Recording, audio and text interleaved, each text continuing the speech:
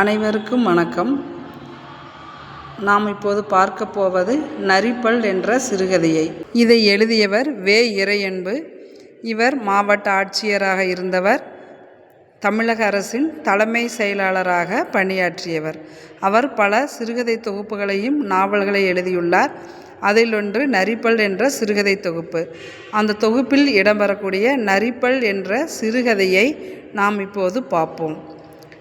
இதில் வரக்கூடிய மாவட்ட ஆட்சியர் அவருடைய பெயர் குறிப்பிடவில்லை. அவர் கடலூர் மாவட்டத்திற்கு புதிதாக பதவியேற்று கொண்டுள்ளார்.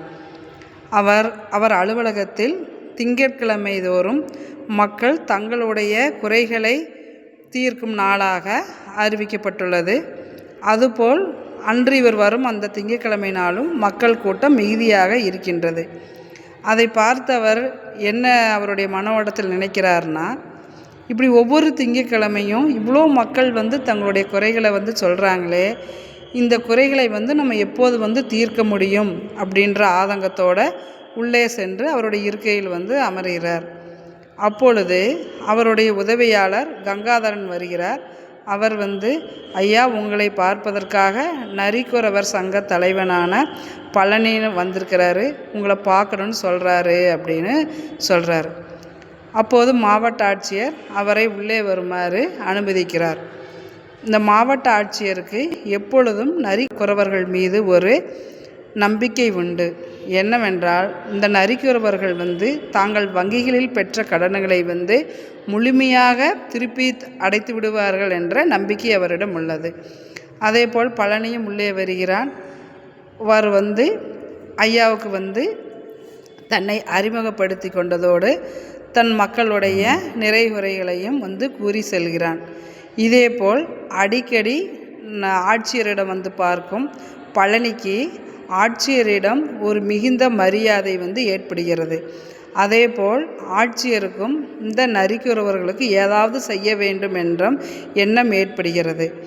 அவர்கள் வாழக்கூடிய ஊர் ஆட்சியர் அலுவலகத்திலிருந்து பார்வதிபுரம் என்ற இடத்தில் இருப்பதாக பழனி கூறுகிறான். நான் எப்படியாவது வரும் திங்கட்கிழமை உங்கள் ஊருக்கு உங்களை நேரடியாக சந்திக்கிறேன் என்று அவர் கூறியிருப்பார்.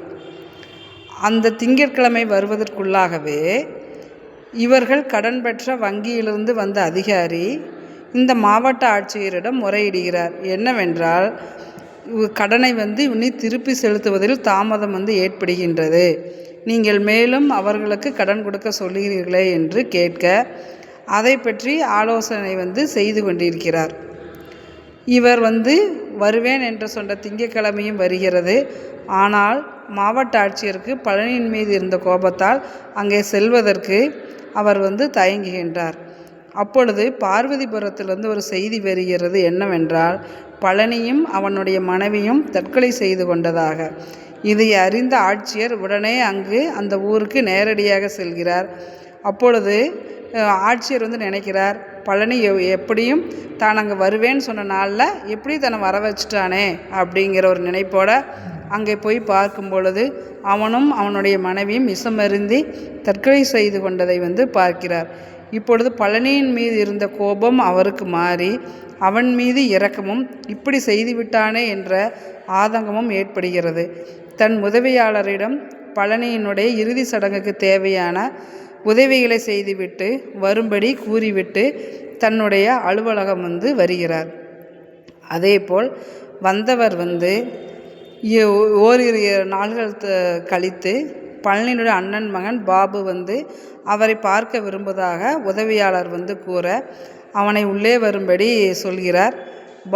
பாபுவும் உள்ளே தன் சித்தப்பாவின் இறுதி சடங்கெல்லாம் நடந்தது என்றும் அவர் தங்களிடம் கொடுக்க சொன்னதாக ஒரு பொட்டலத்தையும் கொடுத்துவிட்டு செல்கிறார். அதில் பிரித்து பார்க்கும் பொழுது அதில் ஒரு நரிப்பல் ஒன்று தெரிகிறது. இந்த நரிப்பல்லை சிறிது தினங்களுக்கு முன்பாக பழனி கொண்டு ஆட்சியரிடம் கொடுத்து, ஐயா, உங்களுக்கு நிறைய திருஷ்டிப்பட்டு போகும், இந்த நரிப்பல்லை உங்கள் டேபிள் மேலே வச்சுக்கோங்க, ஐயாவுக்கு எந்த திருஷ்டியும் படக்கூடாது அப்படின்னு கொடுத்துருப்பார். அப்பொழுது ஆட்சியர் தான் மக்களிடமிருந்து எந்த விதமான அன்பளிப்பையும் பெற விருப்பமில்லை என்பதை கூறுகிறார்.